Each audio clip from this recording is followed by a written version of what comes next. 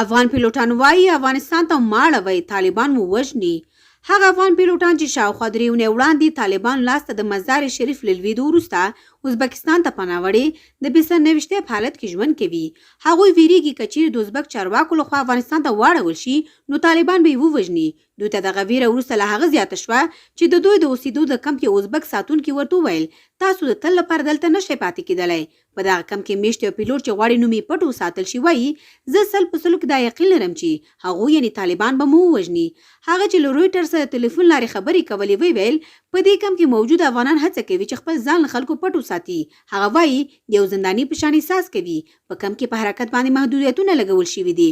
ډیر وخت د باندې لمر لاندې تیروي. کافي خواړه او درمل نشته او یو شمېر کسانو وزن بایللی دی. هغه زیاتوي په دې کمپ کې شاوخوا 415 کس افغانان اوسېږي او وایي موږ د بندیانو په شان یو هیڅ ازادي نه لرو. دغه کمپ ښایي ولسمشر جو بایډن ته چې له کابل څخه د تخلیه د عملیاتو د ضعیف پلان جوړولو له امله تر نیوکې لاندې دی په یو بل سرخوږي بدل شي. یو شمېر برحاله او پخواني امریکایي چارواکو له ازبکستان څخه د افغان پیلوټانو او د هغوی لخوا د وړل شویو الوتکو د تخلیه د ناکامۍ له امله د امریکا په حکومت نیوکه کړې او خبرداری ورکړې چې طالبان به په ازبک چارواکو فشار وارد کړي چې دغه پیلوټان دوی ته ور وسپاري.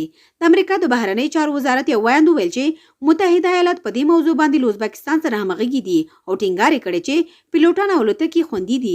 هغه د افغانستان له ټولو ګاونډي هیوادونو وغوښتل چې افغانانو ته اجازه ورکړي چې د دوی هیوادونو ته ورشي او هغو هیوادونو ته د مهاجرو د بیرته ستنولو په برخه کې نړیوال قوانین رعایت کړي چې ستانه کړل شوي مهاجر پکې تر پلټون لاندې نیول کیږي. رویټر څو ځلې د ازبکستان له چارواکو څخه په دې هکله معلومات وغوښتل خو